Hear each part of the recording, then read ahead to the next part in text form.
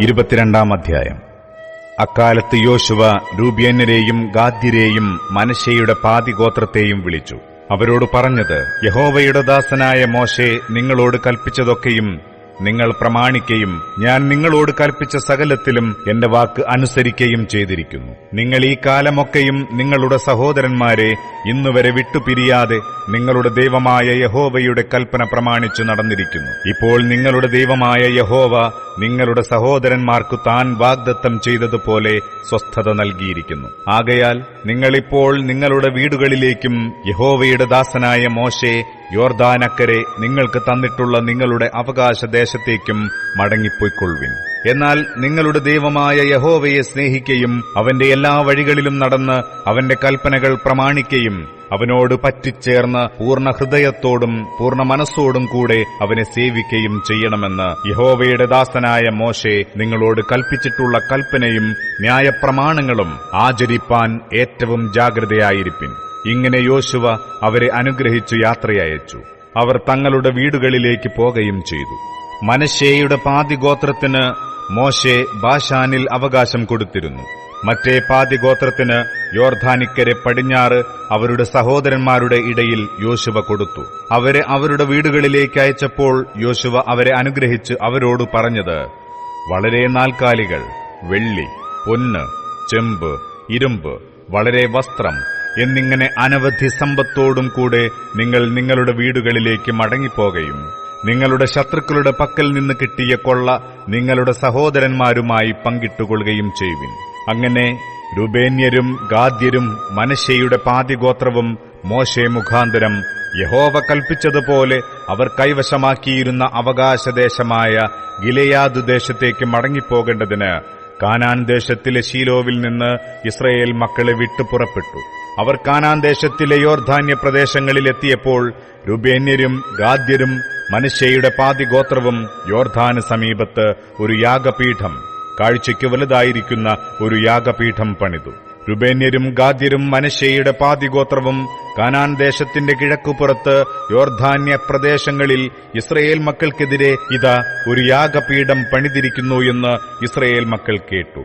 Israel മക്കൾ അത് കേട്ടപ്പോൾ ഇസ്രായേൽ മക്കളുടെ സഭ മുഴുവനും അവരോട് യുദ്ധത്തിന് പുറപ്പെടുവാൻ ശീലോവിൽ ഒന്നിച്ചുകൂടി. ഇസ്രായേൽ മക്കൾ ഗിലെയാദ് ദേശത്ത് രൂബേന്യരുടെയും ഗാദ്യരുടെയും മനശ്ശെയുടെ പാതിഗോത്രത്തിന്റെയും അടുക്കൽ പുരോഹിതനായ ഏലയാസാരിന്റെ മകനായ ഫീനെഹാസിനെയും അവനോടുകൂടെ ഇസ്രയേലിന്റെ സകല ഗോത്രങ്ങളിൽ നിന്നും ഓരോ പിതൃഭവനത്തിന് ഓരോ പ്രഭുവീതം 10 പ്രഭുക്കന്മാരെയും അയച്ചു. അവരിൽ ഓരോരുത്തനും താന്റെ പിതൃഭവനത്തിൽ ഇസ്രയേലിലെ സഹസ്രങ്ങൾക്ക് തലവനായിരുന്നു. അവർ ഗിലെയാദ് ദേശത്ത് രൂബേന്യരുടെയും ഗാദ്യരുടെയും മനശ്ശെയുടെ പാതിഗോത്രത്തിന്റെയും അടുക്കൽ ചെന്ന് അവരോട് പറഞ്ഞതെന്തെന്നാൽ, യഹോവയുടെ സഭ മുഴുവനും ഇപ്രകാരം പറയുന്നു, നിങ്ങൾ ഇന്ന് യഹോവയോട് മത്സരിക്കേണ്ടതിന് ഒരു യാഗപീഠം പണിത് ഇന്ന് യഹോവയെ വിട്ടുമാറുവാൻ തക്കവണ്ണം നിങ്ങൾ ഇസ്രയേലിന്റെ ദൈവത്തോട് ചെയ്തിരിക്കുന്ന ഈ ദ്രോഹം എന്ത്? പെയോർ സംബന്ധിച്ചുണ്ടായ അകൃത്യം നമുക്ക് പോരായോ? അതുനിമിത്തം യഹോവയുടെ സഭയ്ക്ക് ബാധയുണ്ടായിട്ടും നാം ഇന്നുവരെ അത് നീക്കി നമ്മെ തന്നെ ശുദ്ധീകരിച്ചു തീർന്നിട്ടില്ലല്ലോ. നിങ്ങൾ ഇന്ന് യഹോവയെ വിട്ടുമാറുവാൻ പോകുന്നുവോ? നിങ്ങൾ ഇന്ന് യഹോവയോട് മത്സരിക്കുന്നു. നാളെ അവൻ ഇസ്രയേലിന്റെ സർവ്വസഭയോടും കോപിപ്പാൻ സംഗതിയാകും. നിങ്ങളുടെ അവകാശദേശം അശുദ്ധം എന്ന് വരികിൽ യഹോവയുടെ തിരുനിവാസം ഇരിക്കുന്നതായ യഹോവയുടെ അവകാശദേശത്തേക്ക് കടന്നുവന്ന് ഞങ്ങളുടെ ഇടയിൽ അവകാശം വാങ്ങുവിൻ.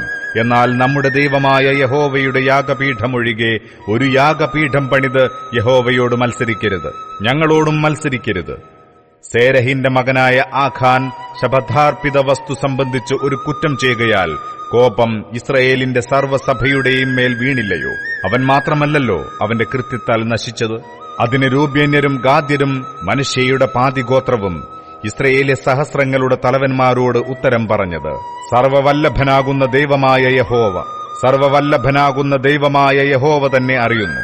ഇസ്രയേലും അറിയട്ടെ.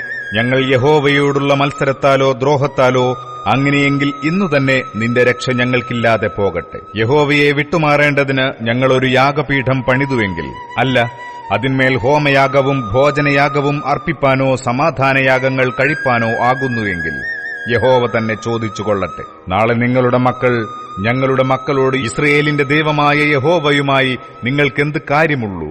ഞങ്ങളുടെയും രുബേന്യരും ഗാദ്യരുമായ നിങ്ങളുടെയും മധ്യേ യഹോവ യോർദാനെ അതിരാക്കിയിരിക്കുന്നു. നിങ്ങൾക്ക് യഹോവയിൽ ഒരു ഓഹരിയില്ല എന്ന് പറഞ്ഞു.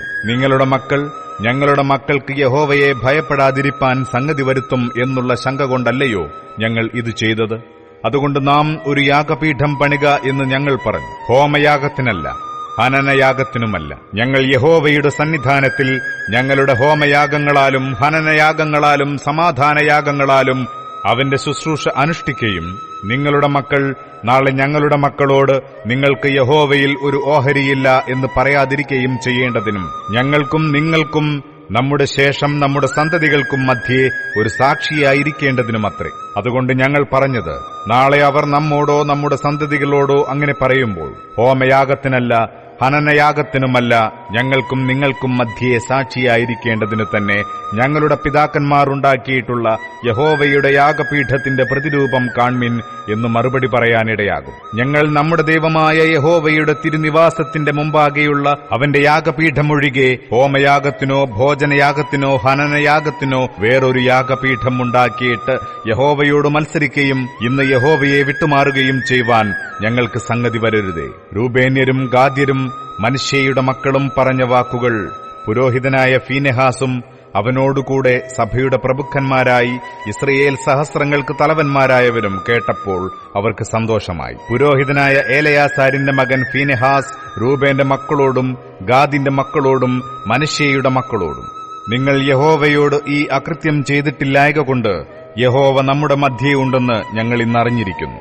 അങ്ങനെ നിങ്ങൾ ഇസ്രയേൽ മക്കളെ യഹോവയുടെ കയ്യിൽ നിന്ന് രക്ഷിച്ചിരിക്കുന്നു എന്ന് പറഞ്ഞു. പിന്നെ പുരോഹിതനായ ഏലയാസാരിന്റെ മകൻ ഫീനെഹാസും പ്രഭുക്കന്മാരും രൂബേന്യരെയും ഗാദ്യരെയും വിട്ട് ഗിലെയാദുദേശത്ത് നിന്ന് കനാൻ ദേശത്തേക്ക് ഇസ്രയേൽ മക്കളുടെ അടുക്കൽ മടങ്ങിച്ചെന്ന് അവരോട് വസ്തുത അറിയിച്ചു. ഇസ്രയേൽ മക്കൾക്ക് ആ കാര്യം സന്തോഷമായി. അവർ ദൈവത്തെ സ്തുതിച്ചു.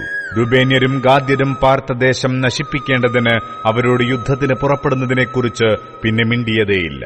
രൂബേന്യരും ഗാദ്യരും യഹോവ തന്നെ ദൈവം എന്നതിന് ഇത് നമ്മുടെ മധ്യേ സാക്ഷി എന്ന് പറഞ്ഞ് ആ യാഗപീഠത്തിന് ഏത് എന്ന് പേരിട്ടു.